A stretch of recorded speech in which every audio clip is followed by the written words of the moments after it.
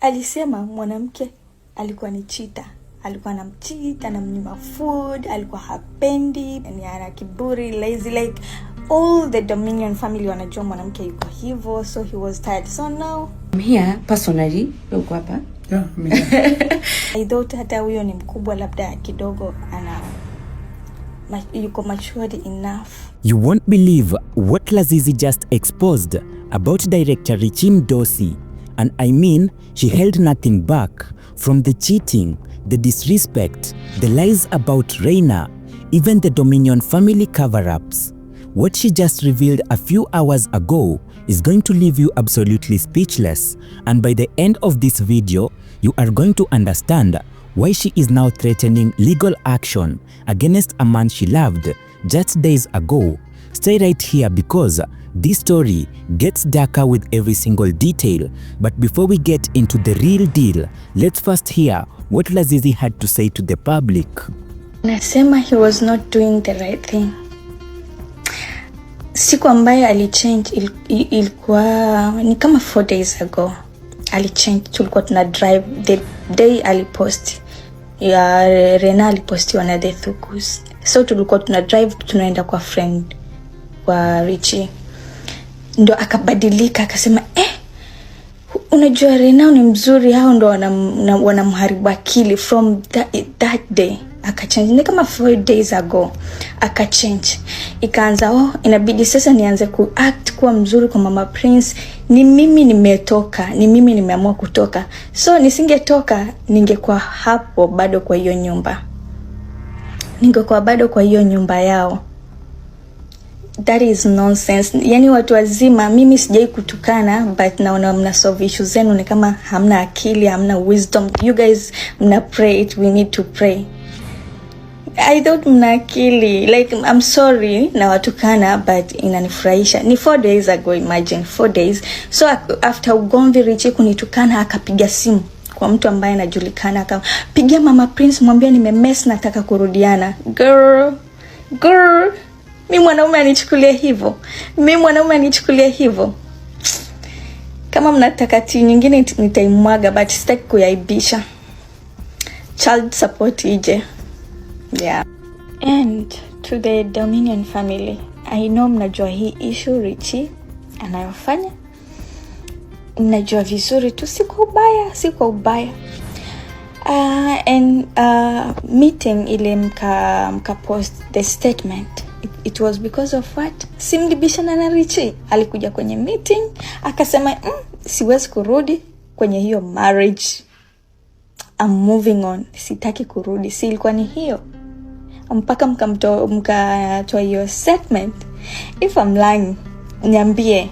See, you know this guy is pretending. See, you know this guy what he's doing. Si mnajua game anayofanya. And you guys allow huyo msichana, sijui ni mama, I don't know, sorry. Achezewe tu hivyo, like hivyo. Cause the guy like 4 days ago tulikuwa tu okay. 4 days ago okay, like things were perfect until mimi nikaanza kukata kufanya video ya kusema Lazizi is a movie. Ritchie, by the way, I understand you ni pressure mtandao, and make sure you're doing the right thing. Usije ukajuta maisha yako yote. And also to the wives, I don't know, make sure you're doing the right thing. Usije ukajuta maisha yako because of mtandao, because to social media inakupa pressure, because you want to kuonyesha social media you guys are perfect. Social media sijui imefanya nini. At the end of the day, mimi nitaoleka, nitakuwa na furaha, niko huko. Mimi ni nani? I'm still a young girl. Ni mama pia, but I'm still a young girl. Hata mi ex wangu Ritchie knows. Ananitaka kila siku ningetaka kurudi, but sijai kubali kutumika katika maisha yangu. At least naelewa. Siwezi nikasema for the sake of the kid.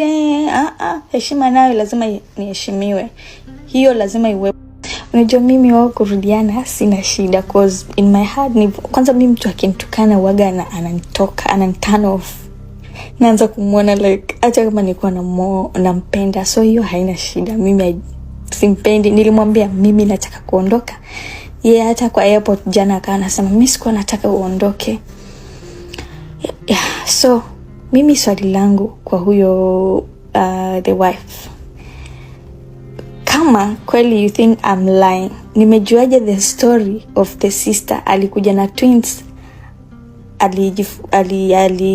alizaa twins, akaja kukaa hapo, then ukawa unamnyima food, the house help ndo akawa anamletea I don't know ni bread or something kwa dirisha siri usijue, na ukamtoa ukamfukuza, but kwa kumtafutia job ya duka, na duka yenyewe haikuwa ni duka like shop, haikuwa si shop nzuri, ilikuwa ni shop mbaya, same place mbaya. Ulikuwa tu unataka umtoe.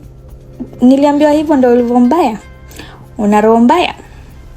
So wewe ulikuwa ukikaa unaenda, akikosa pesa unaondoka zako, akipata unarudi. So ulikuwa gani mtu hivyo? Wewe ulikuwa in the name of money. Akipata tu mashida kidogo unakasirika, you pack and go.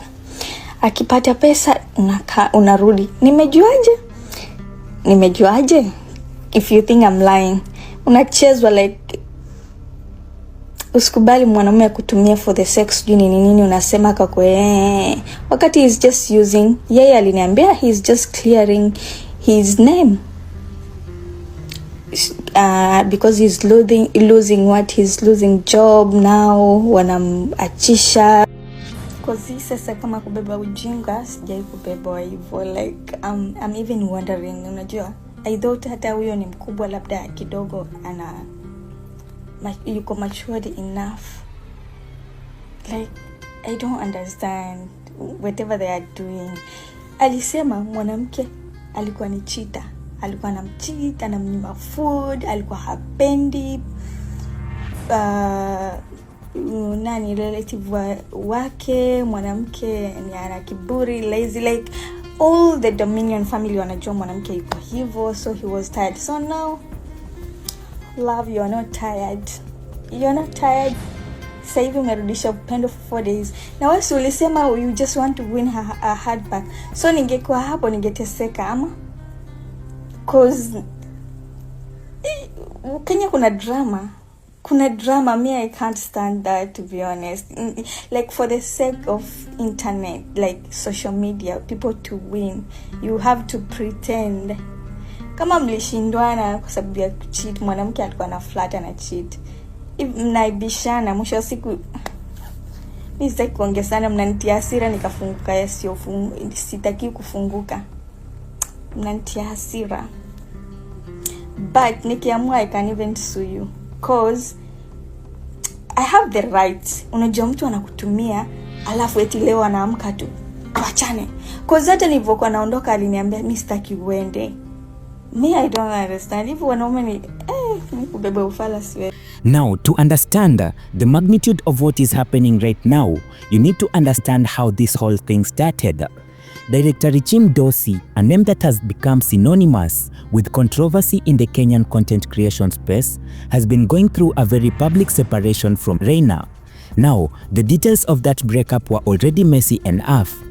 There were accusations flying in from both sides. Fans were divided. Some supported Ritchie and some stood firmly with Reina. But now, here is where the story takes a turn that nobody, and I mean absolutely nobody, could have predicted. Lazizi came online and she did not sugarcoat a single thing. She started by addressing the soft launch directly, and what she has said immediately has changed the entire narrative. According to Lazizi, the relationship between her and Ritchie was never what it appeared to be on social media. She claims that behind the curated post and the romantic aesthetics, there was a deeply troubling reality that she had been enduring in silence. She described a pattern of emotional manipulation that began almost from the very start. Lazizi alleged that Ritchie would oscillate between being incredibly charming in public and deeply disrespectful in private. She described moments where he would belittle her opinions, dismiss her feelings, and make her feel as if though she was replaceable. And this is the part that really got people talking. She claimed that Ritchie used the soft launch itself as a tool of control, that he posted those images not out of genuine affection, but to provoke a reaction from Reina and let that sink in for a moment. According to Lazizi, she was never the destination, she was the detour, she was the prop in a performance designed to make someone else jealous. Now, I want to be very clear here. These are allegations. We are presenting what Lazizi has publicly stated, but the specificity of her claims, the emotion in her voice when she spoke, the way she referenced exact dates and conversation, it all painted a picture that was incredibly difficult to dismiss. Now, this is the section that is going to have people pausing this video and replaying it, because what Lazizi revealed about the private conversations she had with Ritchie regarding Reina is nothing short of explosive. According to Lazizi, during the course of their short relationship, Ritchie would frequently bring up Reina in conversations, and not in the way that you might expect from someone who had supposedly moved on. She alleged that Ritchie made deeply personal and disparaging remarks about Reina, comments about her character, her behavior in the relationship, and her decisions as a partner. But here is where it gets truly devastating. Lazizi claims that Ritchie confided in her about infidelity during the relationship with Reina. That left her genuinely disturbed. According to Lazizi, Ritchie described specific instances. For those of you who may not be fully familiar, the Dominion family is a very well-known content creation collective in the Kenyan digital space. They are a group of creators who collaborate, support each other, and have built a significant following by presenting themselves as a tight-knit, almost family-like unit. Director Ritchie has been a prominent figure within this group, and his association with them has been a core part of his brand identity. But according to Lazizi, the family dynamic with Dominion was not as wholesome as it appeared on camera. She alleged that members of the Dominion family were fully aware of Ritchie's behavior, both towards Reina and later towards Lazizi herself. She claimed that there were conversations within the group where Ritchie's actions were discussed openly, and yet no one chose to intervene, no one chose to speak up, and no one chose to protect the women who were being hurt. Lazizi described a culture of silence within the group, where loyalty to the brand and to each other took precedence over accountability and basic human decency. And now, talking about the Reina and Ritchie reunion, the heartbreaking truth. This is the part of the story where you need to brace yourself, because this is where the emotional weight of everything hits like a freight train. In the midst of all these revelations, reports have begun circulating that Director Ritchie and Reina had actually been in contact again. Some sources suggested that they were exploring a possible reunion.